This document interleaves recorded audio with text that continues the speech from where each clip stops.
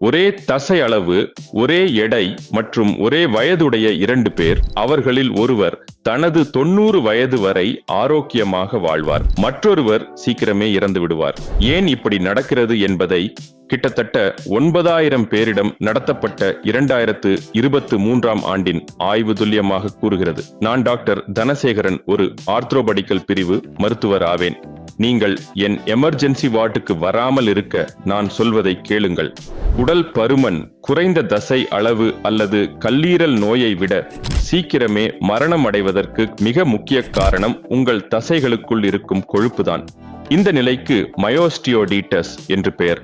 உங்கள் உடலின் மிகப்பெரிய உறுப்பு எலும்பு தசைகள், அதாவது ஸ்கெலட்டல் மசில்ஸ் தான். சாப்பிட்ட பிறகு உடல் உறிஞ்சும் சர்க்கரையில் 80% இந்த தசைகள் தான் கையாளுகின்றன. எனவே இரத்த சர்க்கரை கட்டுப்பாடு மற்றும் நீரிழிவு, டயபெட்டிஸ் தடுப்புக்கு இதுவே மிக முக்கியமான உறுப்பாகும். விஷயம் என்னவென்றால், உங்களிடம் எவ்வளவு தசை இருக்கிறது என்பது முக்கியமல்ல, அந்த தசையின் தரம், குவாலிட்டி தான் முக்கியம். கொழுப்பு உங்கள் தசை திசுக்களுக்குள் நுழையும் போது உங்கள் தசைகள் இன்சுலினுக்கு சரியாக செயல்படாது, பலவீனமடையும் மற்றும் அதன் வளர்ச்சிதை மாற்றமும் பாதிக்கப்படும். 2020இல் 1974 பெரியவர்களிடம் 10 ஆண்டுகளுக்கும் மேலாக நடத்தப்பட்ட ஆய்வில் தசையின் அளவு அல்ல, தசையின் அடர்த்தி, மசில் டென்சிட்டி தான் யார் வாழ்வார்கள், யார் இறப்பார்கள் என்பதை தீர்மானிக்கிறது என்று கண்டறியப்பட்டது.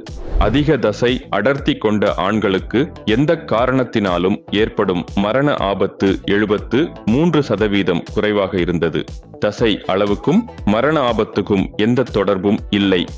2016ஆம் ஆண்டு 4824 முதியவர்களிடம் நடத்தப்பட்ட மற்றொரு ஆய்வும் இதையே உறுதிப்படுத்தியது.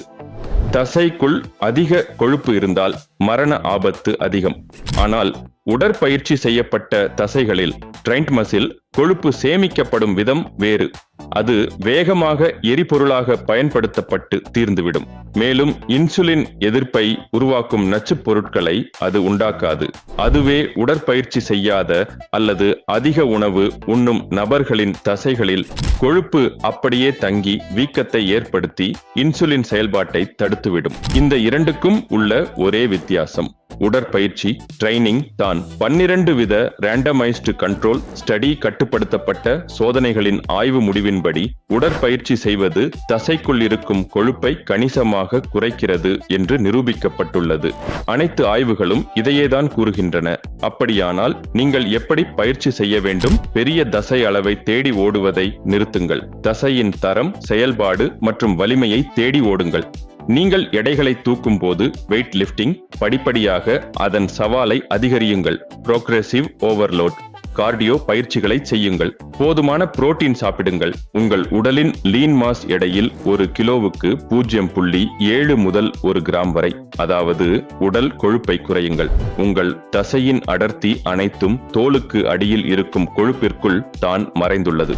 கடைசியாக, அதிக தசை இருந்தால் அதிக ஆரோக்கியம் என்று நினைத்து ஜங்க் உணவுகளை சாப்பிட்டு உடம்பை வீணாக்காதீர்கள்.